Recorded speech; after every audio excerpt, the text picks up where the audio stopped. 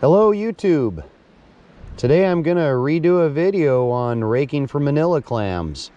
You see, 2 weeks ago I was out here raking clams. I went to edit the video. I don't know what happened, but I lost the video clippage. So I'm going to be doing a rake, cook, and eat. It's a little early right now for getting them, but there are some oysters showing, so I'm gonna be shucking some oysters, and then I'll get back to you when it's time to start raking these clams.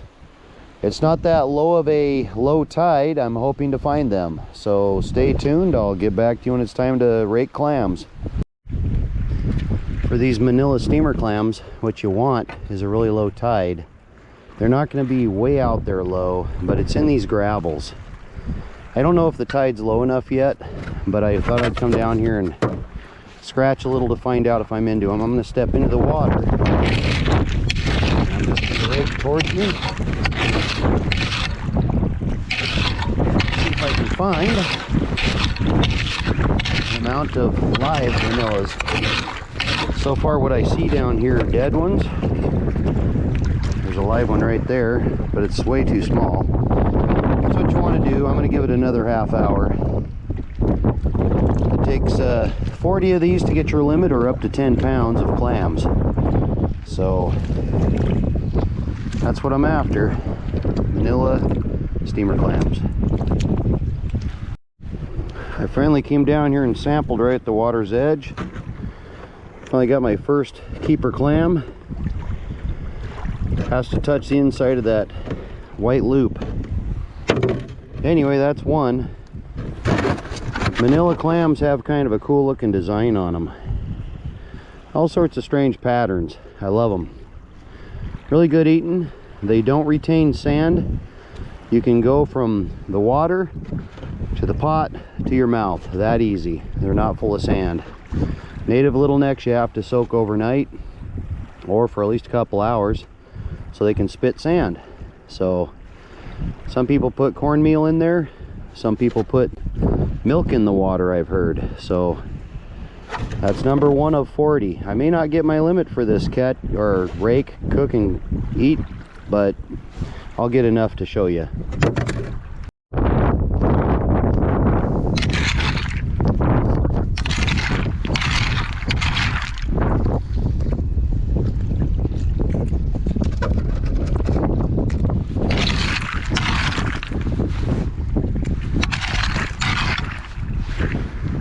Okay, so I'm still sampling, looking for clams that I can get to keep. A lot of small ones.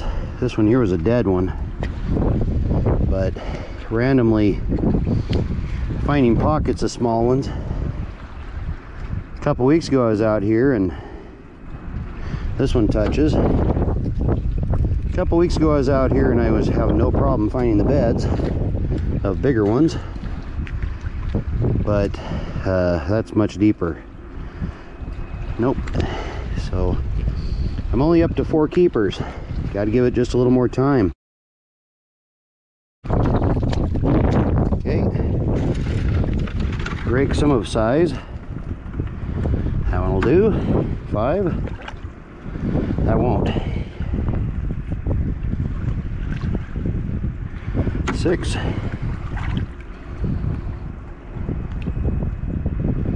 7. Nope.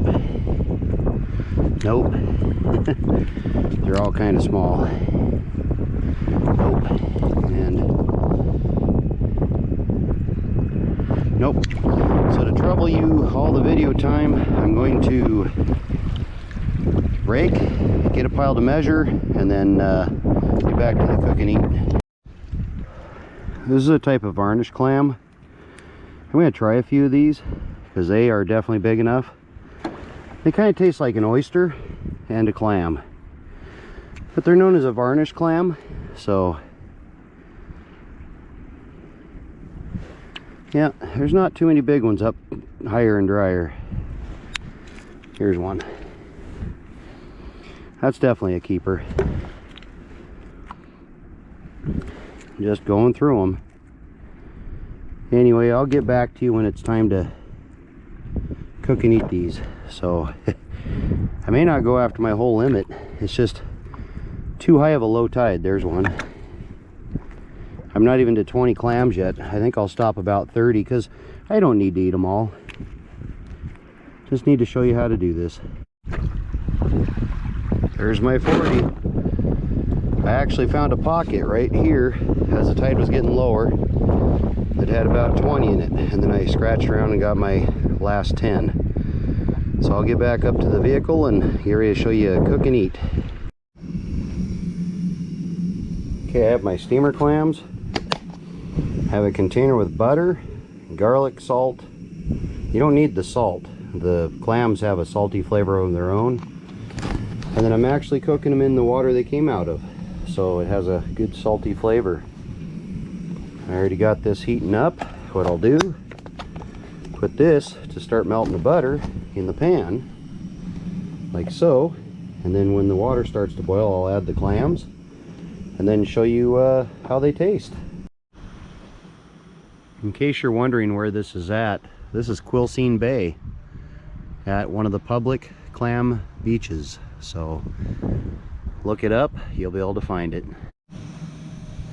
Alright, I placed the pan underneath this ledge here because we're getting a lot of wind. It's starting to boil, so I'm gonna take clams and put them in the water.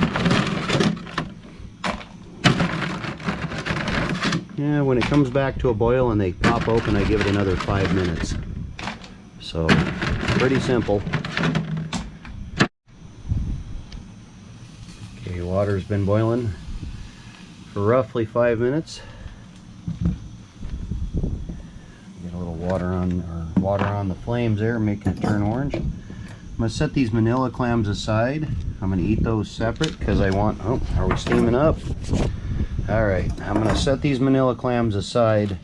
Those aren't Manilla clams, sorry. Those are known as varnish clams. I'm going to set them aside, pick out a few of these steamer clams, pile them up here,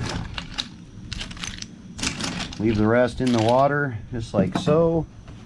Make sure you're not steaming up. And then I'm going to open this container up. That's the butter and the garlic salt. And I'm going to take the clams, put them in there, do an eat. Well, the first thing I could do, I guess, is pick these guys out and put these right in the butter from the varnish clams. I'll tell you how they taste. Those are the varnish clams. They taste buttery, I'm sure. So here we go. Yeah, they taste between, to me, an oyster and a steamer clam. Let's try the other one. And the other thing I'm getting out of this is the grit. Yeah, they retain more sand. So what I'm going to do is pick all these out, put them in the butter, and then I'll get back with you on the final eat of these Manilla clams. Okay, I'm back. Stir this around. Get myself a good scoop. Make sure they're not going to fall. Here we go. Manilla clams.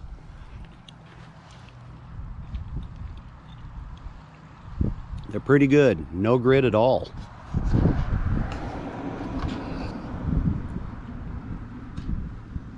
Sorry I didn't get that on film. Here we go. No grit. Every now and then you might get a little chunk of sand. It's going to be normal, but it's pretty good. The butter, of course, helps, along with a little bit of garlic. Okay, if you like this type of video, I want you to press like. In fact, pound that like.